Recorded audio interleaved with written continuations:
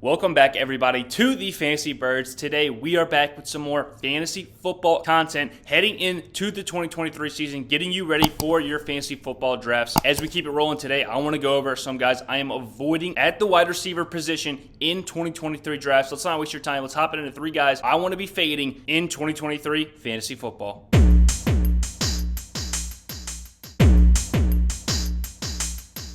The first guy I'm fading is George Pickens for the Pittsburgh Steelers. A lot of people are pointing to Pickens to have a breakout sophomore campaign in Pittsburgh, and I think a lot of this has to do with the spectacular catches Pickens is able to make on the outside. A great jump ball wide receiver, I will admit that, but I'm not sure if these spectacular plays are necessarily going to translate to fantasy football production in such a low touchdown volume offense for the Steelers. Last season, Pickens is only winning on 33% of his routes, so only 1 out of every 3 routes is Pickens actually winning. This ranks him as the number 91 wide receiver. Not only is he not winning on routes, his separation in man coverage is near the bottom of the league as well. He ranks number 95 at the wide receiver position on separation in those man coverage routes. So Pickens doesn't really have the ability to separate that well from what we've saw in his first season. Now, yes, this isn't the biggest deal if you are a jump ball wide receiver getting huge volume and getting peppered with targets near the red zone. However, this wasn't really the case for George during his debut year. Kind of sat under 5 targets per game throughout the course of the season. A lot of people want to say he's now the number 2, maybe even number 1 wide receiver in Pittsburgh, with Claypool getting traded last season to the Chicago Bears. I'm not drafting Pickens over Deontay Johnson, the target hog for the Steelers.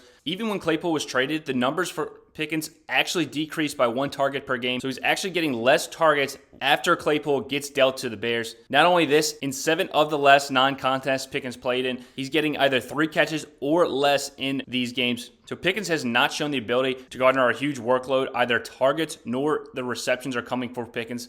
Now, a lot of this is going to be due to the struggles at the quarterback position, but I'm not sure how we can predict that to get any better this upcoming year. Sure, there might be some slight progression for Kenny Pickett in this offense coming into year 2, but Pickett really struggled after taking over for Mitch Trubisky in the Steelers offense. Pickett finished outside the top 24 in true completion percentage and red zone completion percentage. So not only do we have a semi-inaccurate quarterback, he's not getting it done in the red zone, where we're going to have to rely on Pickens since he's not getting that huge volume target share in this offense. As long as Deontay Johnson is still in Pittsburgh, he's going to command a majority of the targets on the outside for this team. So yes, Pickens is a solid big play option for this team, but I'm not necessarily want to rely on him in fantasy on a week-to-week basis when the volume's just not going to be there for a guy who did not show the ability to get very open during his rookie year. I'd much rather bet on some of these other year 2 prospects like Treylon Burks, Drake London, and Jahan Dotson than go after George Pickens for the Steelers. The second wide receiver I'm avoiding this year in drafts is going to be DJ Moore.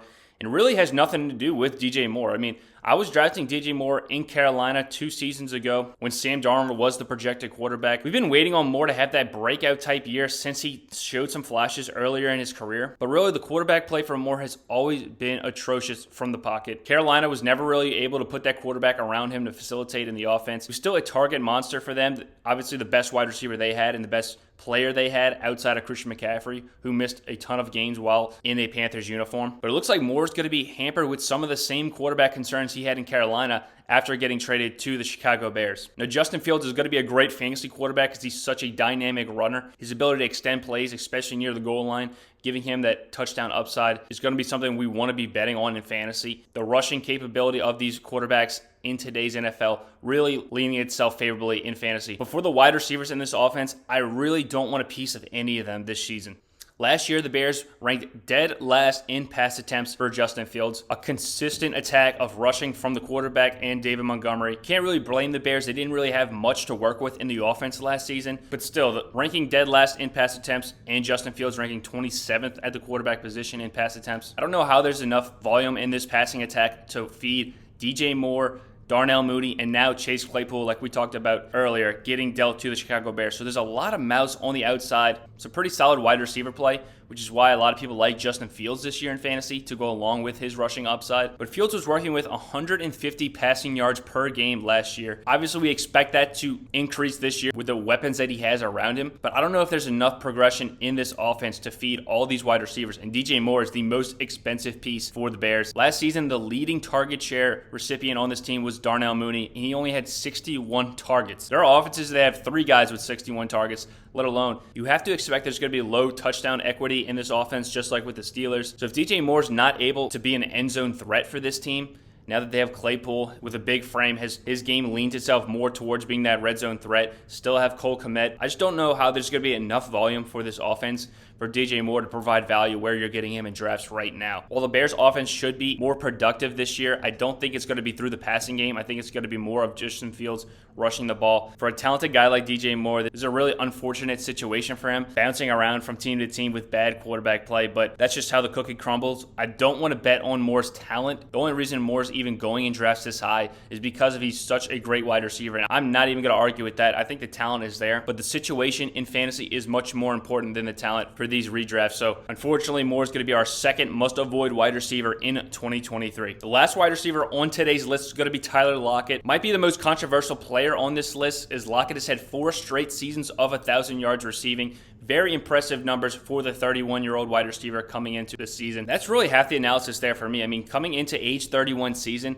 we see these wide receivers take a huge downfall in their production. Lockett has clearly hit his prime already and on the downswing of his career. They've already readjusted his contract to where they can move off of Lockett after the 2023 season. Will that happen? I mean, that is yet to be determined, but we've seen Lockett's snap share decrease over the past 2 seasons. In 2021, Lockett was on the field for around 90% of the team's snaps. This past season, his numbers are down to around 80% snap share. So you're losing about 10% of the snaps that Lockett was getting 2 years ago as he's been aging. So conserving Lockett is something the Seahawks have already been talking about doing. And now, even after another season, it could get even worse for Lockett. Not only do we expect some regression just from the age perspective, but also they draft Jackson Smith-Njigba, who profiles to be the best slot wide receiver in this class. Njigba was such a productive player at Ohio State. Other guys on the team like Chris Olave, Garrett Wilson, JSN really does project to be one of the best young wide receivers day one he steps onto the field. This is going to have more of an impact on Lockett than DK Metcalf. Metcalf, that alpha outside wide receiver, while Tyler Lockett does a lot of his damage in the slot. Actually, Lockett's running nearly 25% of his routes from the slot position. So if you take that away and give it to a JSN who profiles to be that younger, ascending wide receiver, very dynamic after the catch, Lockett's numbers are going to take a huge dip, especially when we think about 40% of his targets came out of the slot. So all this production from this slot could be transferring to JSN this upcoming season. Yes, we've seen a lot out of Lockett, a very consistent player in fantasy. This is the time where I want to be moving off before it gets ugly for him in Seattle. We saw it from Adam Thielen. The drop-off as he approaches that age 31, age 32 season in Minnesota was pretty drastic, and I think you're about to see the exact same thing for the Seahawks, but this time it's not Justin Jefferson, it's going to be JSN and DK Metcalf. Not only is a very crowded wide receiver room, but also they're going to rely on that run game with Kenneth Walker and Zach Charbonnet. Back-to-back years they go out and get a running back in the second round. These are 2 very dynamic running backs. Charbonnet, a more pass-catching running back. Kenneth Walker, that very fast, on-the-ground, home run ability player. So there's so many mouths to feed in Seattle. I can't expect Lockett with that diminishing snap percentage and slot usage rate this upcoming season projected. I can't imagine he's going to provide value in 2023 drafts. I think it's time to move on off Lockett. Another guy I was thinking about putting on this list was Michael Pittman, the number 1 wide receiver for the Indianapolis Colts. Anthony Richardson, kind of like Justin Fields, very dynamic runner, but there are some serious accuracy concerns with Richards coming into the NFL. He's going to provide a very high floor just because with that rushing capability. At Florida, he was a very inaccurate quarterback. While Pittman did show some very great separation percentages, getting open against man coverage, if Richardson can't get him the ball, his numbers are going to be disappointing like they were last season. Everyone expecting Pittman to be that next breakout wide receiver with Matt Ryan last season. Didn't work out. They draft the quarterback 4th overall. If he's able to be the starting quarterback in week 1, the passing volume is going to take a huge hit this season, and Pittman could as well. But such a talented player in Pittman, I didn't want to put him on the list. Just he could win on talent alone. And the starting quarterback hasn't really been determined yet. If Gardner Minshew's the quarterback week 1, I think that lends itself a lot more favorably to Pittman. So I didn't want to react too quickly on him and throw him on this list. But let me know what you think of these 3 guys that I'm avoiding in 2023 fantasy football. Leave a like and a comment. I really appreciate it. And ask me any fantasy football questions you might have. I love talking with you guys fantasy. Even if you're disagreeing, I love getting your guys' opinions on all of these kinds of takes. So we thank you guys for watching. We'll see you guys next week with another episode of the Fantasy Birds.